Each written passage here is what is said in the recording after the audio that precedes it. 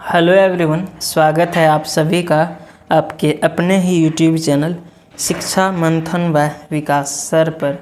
दोस्त, आज की इस वीडियो में मैं एक नई स्टोरी को लेकर आया हूं, जिसके माध्यम से मैं आप सभी को इंग्लिश के ग्रामर रूल्स को, वोकैब को तथा इंग्लिश प्रोनाउंसिएशंस को बताने का प्रयास करूंगा। तो आप सभी इस वीडियो को लास्ट तक ज़रूर देखिए। जो भी बच्चे को इंग्लिश सीखना है, ये जैसे बेसिक हो गया, जिसको इंग्लिश में कुछ नहीं आता है, जो इंग्लिश बेसिक से सीखना चाहते हैं, ज़ीरो से सीखना चाहते हैं, ये स्टोरी, ये वीडियो उनके लिए होगी। क्योंकि मैं इस स्टोरी में हर चीज़ जो है, हर एक वर्ड का हिंदी मीनिंग बताऊंगा, उसका जो है सो ग्रामर रूल्स को तथा उसका हिंदी सेंटेंस क्या होगा हिंदी में अनुवाद करके, और जो भी वर्ड मॉडरेट हैं, जो मुझे लगता है कि आपको ये वर्ड नहीं आता होगा, मैं इस जो है सो उसका हिंदी उसके नीचे लिख दूंगा। तो चलिए शुरू करता हूँ। देखते हैं स्टोरी का टाइटल क्या है सबसे पहले, उसके बाद स्टोरी को रीड करेंगे।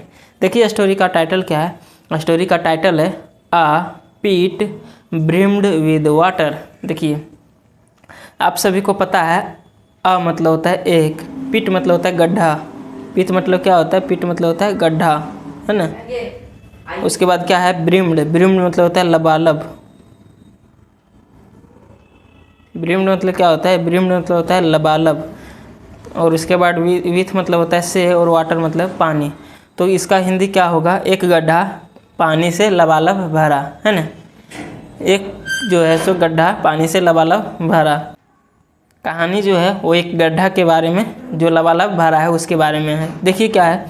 Long ago a pond was dug by a very affluent king. देखो क्या लिखा हुआ है। लॉन्ग एगो मतलब काफ़ी समय पहले। लॉन्ग एगो का हिंदी मीनिंग होता है काफ़ी समय पहले। पाउंड, पाउंड मतलब होता है तालाब। तो एक तालाब, वाज डग मतलब एक तालाब को जो है सो खोदा गया था।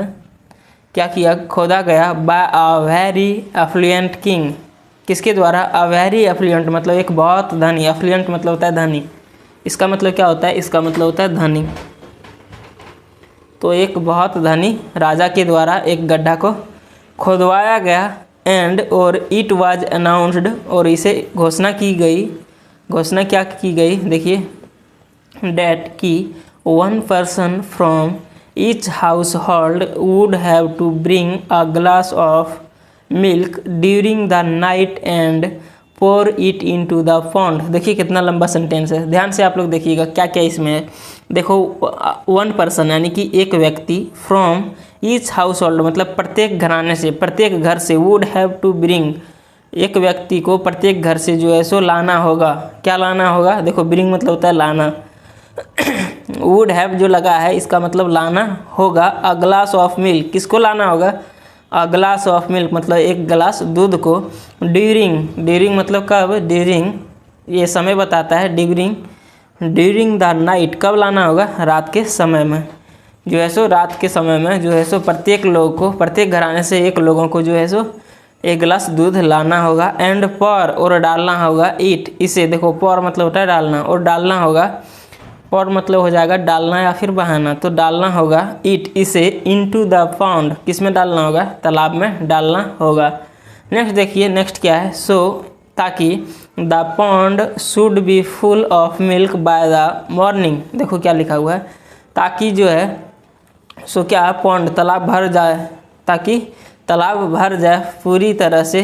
कब कब तक समय दिया गया है? देखिए, बाय द मॉर्निंग मतलब सुबह तक।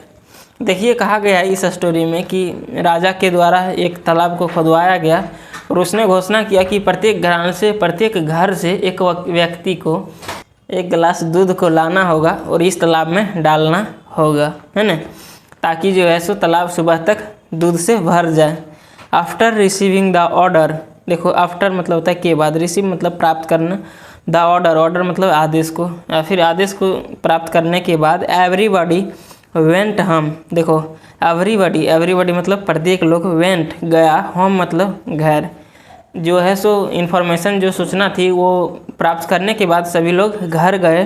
One of the denizens of the kingdom made up his mind to take milk but after pondering for a while he thought. देखिए क्या लिखा हुआ है। So one of the denizen, denizen मतलब होता है निवासी, डेनिजन्स मतलब निवासियों। देखो एक निवासियों ने, ऑफ द किंगडम मतलब किंगडम के एक निवासियों ने, मेड अप मतलब बनाया, हिज माइंड अपने दिमाग में, टू टेक मतलब ले जाने के लिए, मिल्क बट मतलब लेकिन। देखो प्रत्येक निवासियों में से एक ने, जितना वहाँ निवासी थे उसमें से एक ने मन बनाया दूध ले जाने के लिए, बट लेकिन after pondering for a while, for a while एक फ्रेज़ है, इसका मतलब होता है थोड़ी देर। फॉर अ वाइल क्या है, एक फ्रेज़ है जिसका मतलब क्या होता है थोड़ी देर। तो after pondering for a while मतलब थोड़ी देर के बाद, विचार करने के बाद, पॉन्डर मतलब होता है विचार करना, थोड़ी देर विचार करने के बाद, ही थॉट उसने सोचा, सिंस चूँकि एवरीवन विल ब्रिंग मिल्क। देखो सिंस एवरीवन मतलब प्रत्येक, विल ब्रिंग मिल्क प्रत्येक जो है सो दूध को लाएगा, ब्रिंग मतलब होता है लाना, विल जो है वो भाव ऑक्सिलरी वर्ब आया है, उसके बाद भाव की फर्स्ट फॉर्म है, तो प्रत्येक लोग जो है सो क्या करेगा, वो प्रत्येक लोग दूध को लाएगा। I could for water in place of milk, जो है सो मैं क्या कर सकता हूँ, मैं डाल सकता हूँ वाटर पानी को, in the place of milk मतलब दूध के जगह मैं पानी को डाल सकता हूँ। बिकॉज मतलब क्योंकि,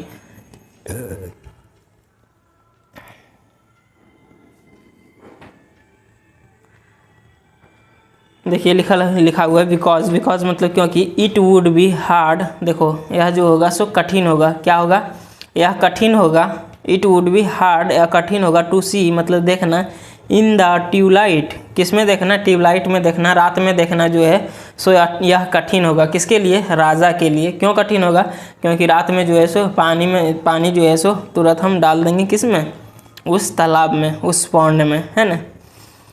ही क्विकली पॉर्ड, देखो ही क्विकली पॉर्ड उसने तुरंत डाल दिया, द वाटर किसको, पानी को, एंड कम बैक और क्या हो गया, कैम बैक है, कम बैक नहीं कैम बैक मतलब वापस आया, ये भाव की सेकंड फॉर्म है। देखो उसने पानी को तुरंत डाल दिया और वापस आ गया। इन द मॉर्निंग यानी कि सुबह में, द किंग वाज एस्टोनिश्ड। देखो एस्टोनिश मतलब क्या होता है, आश्चर्य होना, एस्टोनिश जो है सो भाव की थर्ड फॉर्म है, तो जो राजा था वो आश्चर्य हुआ, टू सी मतलब देखकर, द पॉन्ड किसको, तालाब को, फिल्ड विद वाटर ओनली, जो केवल किससे भरा हुआ था, जो केवल वाटर से भरा हुआ था। इसे देखकर जो राजा था वो क्या हुआ, आश्चर्य हो गया, चकित हो गया।